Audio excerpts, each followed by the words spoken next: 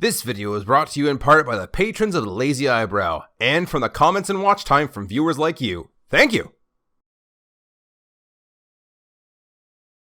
Why, hello YouTube! Greetings from the Lazy Eyebrow to a series I'm rebooting and one that's been highly requested, a tutorial series. This is just the intro, so if you're in a hurry, feel free to skip along to the chapter in the timeline that most applies to you. Otherwise, let's get going.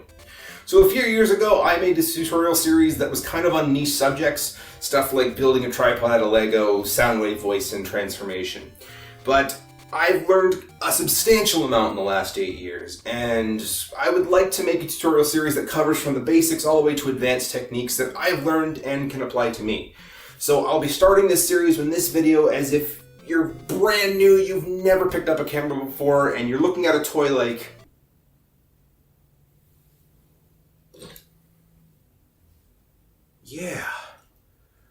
Yeah, I can make this move!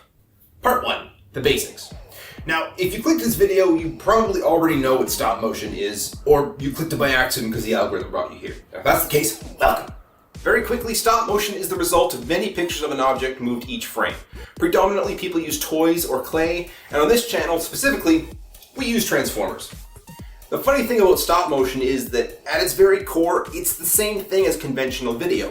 When played back, it's a series of many frames a second. The rate of frames is referred to frames per second, and it can vary. From the 144 frames per second games you see on gaming machines, to the 60 frames per video you see on YouTube, to the 24 frames of video you see on TV shows, 12 frames per second cartoons you watch, all the way down to the 1 frame every 5 seconds of Smash Bros. Ultimate Online. I'm not just saying this for nothing though. You have to keep this in mind as you film your object. When you film, have in mind what kind of frame rate you'd like the final product to be. And as such, what a normal camera would see in that time before filming a live object. Does your arm snap from all the way down to arms folded in 1/10 of a second?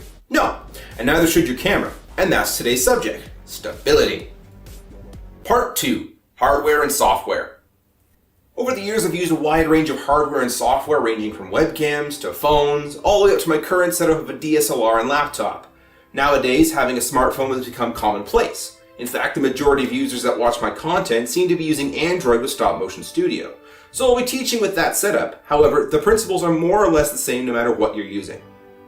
Part 3, setup. The first thing you need to do is to make a stop motion look halfway decent happens before you even put your hand to a toy. We need to secure our camera.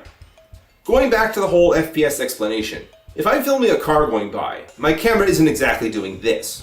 So we need to lock our camera in place to make the scene natural. Otherwise, you get end results that look like this.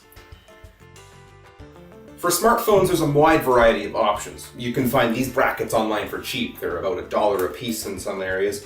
And they're spring-loaded and your phone just fits in right there. And on the bottom they have a screw mount where you can just screw in a normal tripod and then you can have your whole little setup where you can lock it together.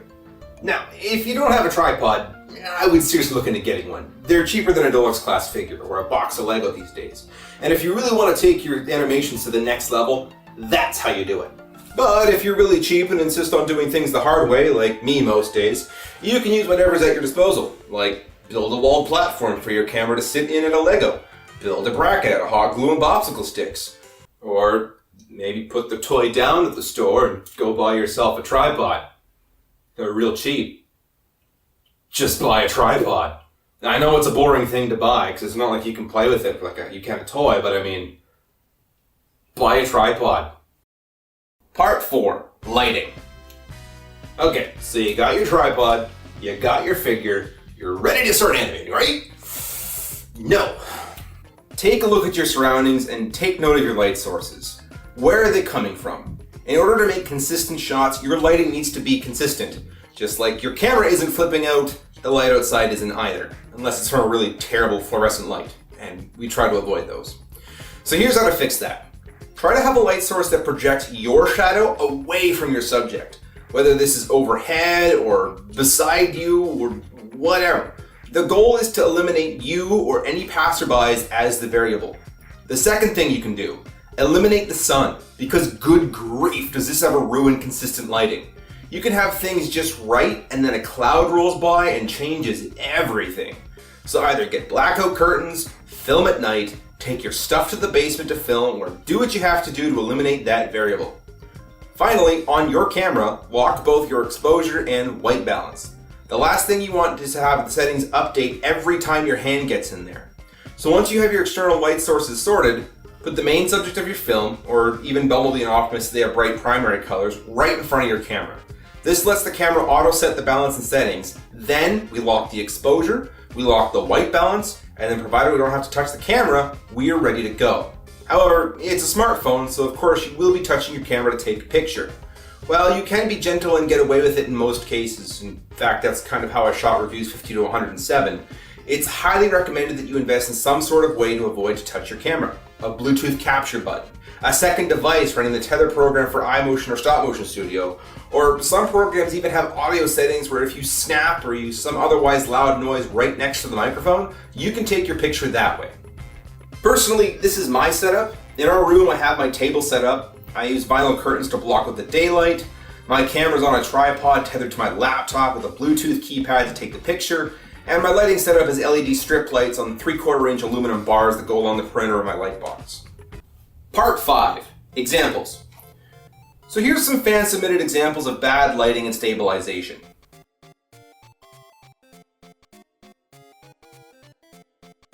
So taking the steps that I mentioned in this video, you can turn your work from that and turn it up a few notches into this.